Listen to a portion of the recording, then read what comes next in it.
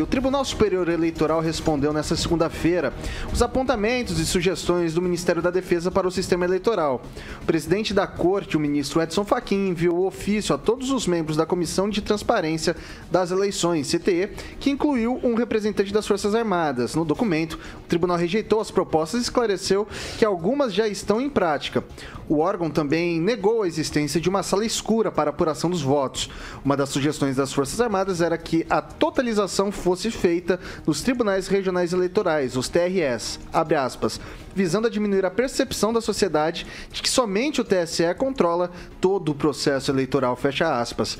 A Corte Eleitoral respondeu que a proposta apresentada pelo representante das Forças Armadas contém equívoco quanto à descrição da atual realidade da totalização. Abre aspas. A rigor, é impreciso afirmar que os TREs não participam da totalização. Muito pelo contrário, os TREs continuam comandando as totalizações em suas respectivas unidades da federação, ressaltou. Não há, pois, com devido respeito, sala escura de apuração. Os votos digitados na urna eletrônica são votos automaticamente computados e podem ser contabilizados em qualquer lugar, inclusive em todos os pontos do Brasil, acrescentou o TSE. O documento desmente as declarações do presidente Jair Bolsonaro do PL, que afirmou que a contabilização dos votos nas eleições era feita em uma sala secreta e que o tribunal quer, abre aspas, eleger Lula dentro de uma sala escura, fecha aspas. Eu começo hoje com o Ângelo Rigon. A gente vê muita discussão hoje dessa questão da defesa, do Exército com o Tribunal Superior Eleitoral, Rigon.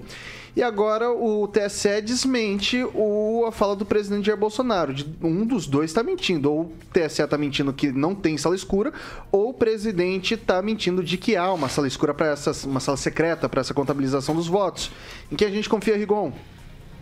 Olha, eu prefiro acreditar na verdade vendo do TSE. Afinal de contas, foi esse sistema com essa sala que não existe só na cabeça do presidente, essa sala escura, elegeu ele e toda a família. Trabalhar que é bom, o pessoal preferiu a política na hora de optar. E deu dinheiro, já está vendo que política dá dinheiro, dá para comprar até mansão ganhando 25 mil reais por mês. Mas as Forças Armadas, elas não surpreendem, pelo menos parte dela, por embarcar no discurso do Bolsonaro. Todo mundo sabe que é um discurso golpista. É a única coisa planejada no Brasil, não tem a ver com saúde, não tem a ver com educação, só tem a ver com golpe. O golpe é o seguinte, se ele perder, ele vai para cima. É essa a única coisa realmente planejada no Brasil. A mim parece que a Força Armada precisa de montar logo o que a gente chamava antigamente de CPD, né? Uma TI, o pessoal fala TI hoje, botar alguém que entenda de computação, o mínimo, o básico, para saber que não tem como. Você pode jogar, e isso está mais comprovado, quem sou eu para falar isso, você pode jogar os dados vindo de todos os TRS e ele faz a soma. É por isso que o homem, inteligente do jeito que é, criou o computador. Falta as nossas Forças Armadas acreditarem nisso. É o pessoal lá de atrás que não quer acreditar. Emerson Celestino. Agora a mídia militante, né, os comentaristas de então, chamam de golpe, né? O presidente vai dar um golpe nele mesmo. Mas assim, o TSE, né, abriu para as Forças Armadas, acreditando que as Forças Armadas não tinham tecnologia o suficiente para detectar alguns problemas, né, de urna, enfim, de apuração.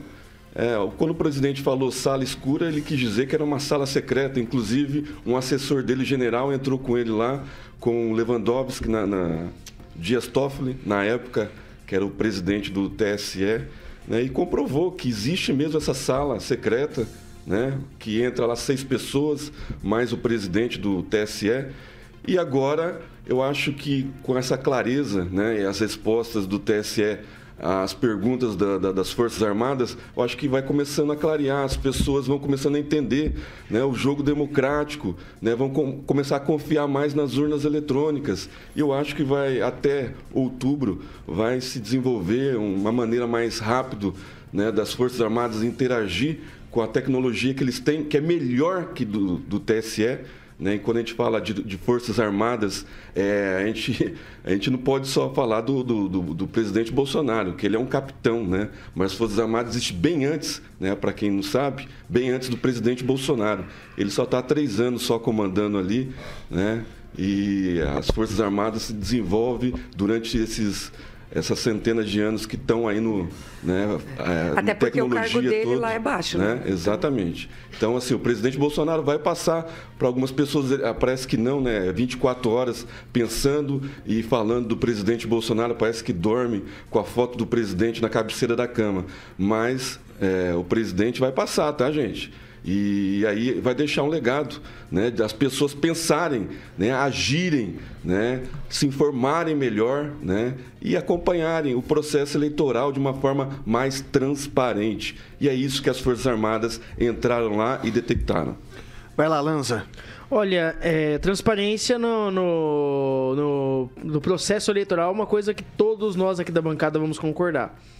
Porém, uma coisa que eu discordo de todos aqui é de que a urna eletrônica ela pode ser invadida ou ela não pode ser invadida. Por mim, deveria ser o voto em cédula e boa. Uma coisa que eu sempre defendi, a volta do voto em cédula mesmo, igual era nos anos 90, na eleição, principalmente na eleição de 94, houve a questão do voto em cédula ainda, por causa que você vê que as grandes potências mundiais, como a Alemanha, Estados Unidos têm o voto híbrido, que é o voto touchscreen na urna com toque, mas ainda tem também o voto em cédula. Eu confesso que com o voto impresso, a chance de ser aprovado é mínimo. Confesso que com o voto eletrônico tenho o meu pé atrás, assim como toda máquina pode apresentar sua falha.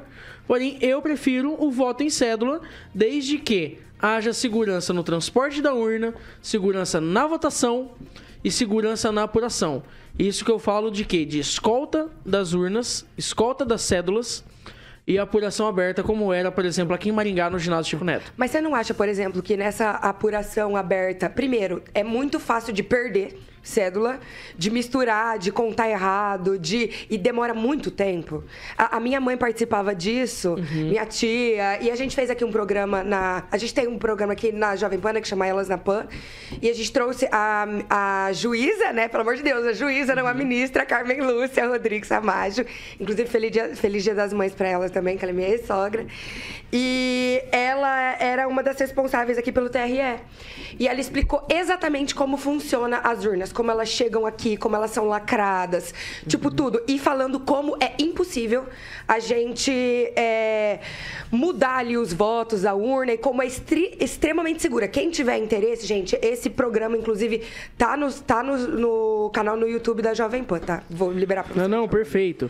Eu respeitosamente discordo de você, Bárbara. Eu acredito muito que a própria urna, ela pode ser inviolável.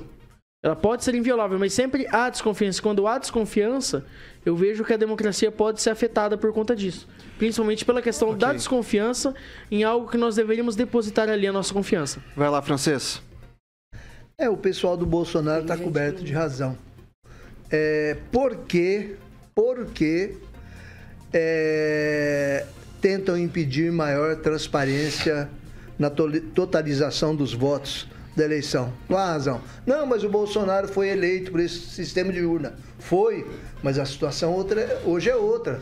Os tribunais federais de hoje, que estão rejeitando o presidente, rejeitando tudo que o presidente representa, eles estão sob suspeita, sim, senhor. E são ministros aqui do Supremo Tribunal Federal que têm reagido sistematicamente às iniciativas do governo. E o Alexandre de Moraes, olha bem quem? O Alexandre de Moraes vai assumir o TSE na época e vai dirigir a eleição. Quem? A partir de agosto. A partir de agosto. Quem sabe o que pode acontecer? Então, transparência não faz mal para ninguém, é justo para as duas partes. Eu acho que a Barbarella falou ali sobre a impossibilidade da família dela, constatou, inclusive, de você mexer na urna eletrônica em Maringá. Acredito perfeitamente. O problema não está aí, Barbarella. O problema está lá, na totalização dos votos lá em cima. Você não sabe o que é que tem lá. E por que não? Na verdade, o que acontece lá, o Tribunal Superior Eleitoral continua mantendo como aquela caixa preta do avião, né? Só eles que sabem, ninguém sabe. Então tem que abrir, tem que ter transparência. Vamos fazer uma eleição limpa, bonita, e ganha quem ganhar, né? Tudo bem, mas o processo tem que ser escorreito, como se diz. Vamos lá, o professor Itamar. Bem, eu acredito nas urnas eletrônicas, na seriedade do Fachin, na seriedade do Alexandre de Moraes e do Barroso, da mesma forma que eu acredito em mula sem cabeça. Ora, dizer que as urnas são invioláveis é uma estupidez. Se é possível violar o sistema da NASA, dos bancos, sabe quanto que os bancos têm de agentes que atuam para bloquear os invasores e mesmo assim eles levam prejuízos grandes porque hacker entra lá e viola? Essa urna de 1996, gente, achar que isso é inviolável, tá de sacanagem, né? Tá de zombaria. É violável, sim, é possível.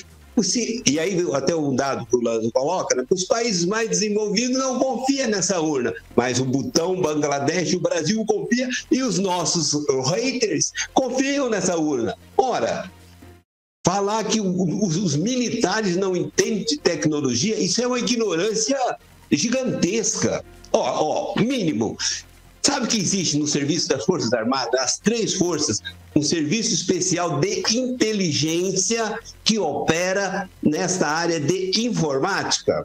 A guerra hoje é guerra cibernética. As Forças Armadas, as 3, têm tecnologia, têm técnicos super preparados. Achar que não tem militar preparado para isso é uma ignorância, é uma estupidez, é mais do que ignorância, né? Que a ignorância é desconhecimento, a estupidez é quando você desconhece o fato e, mesmo desconhecendo, você usa de autoridade. Mas quem fala assim não desconhece, faz isso de propósito, visando um objetivo maior. Então, assim, não existe a sala escura? Bom, a sala é ligada, é claro que a sala tem luzes acesas. Mas que existe a sala secreta, existe. E se não existisse, por que a apuração se dava dessa forma? Pega um outro exemplo ainda, quem tem o mínimo de raciocínio, o mínimo, não precisa ser muito capacidade cognitiva, não. Pega a apuração da capital de São Paulo no ano 2020. Veja lá qual foi a variação entre os diferentes candidatos nas diferentes zonas eleitorais. É o mínimo que deve se cobrar, é transparência, para evitar não só os votos para presidente, como para deputados, senadores, governadores. O que nós queremos, o povo brasileiro quer, é simplesmente decência. De um lado está os que querem decência e transparência, e do outro lado está os indecentes que querem a coisa obscura.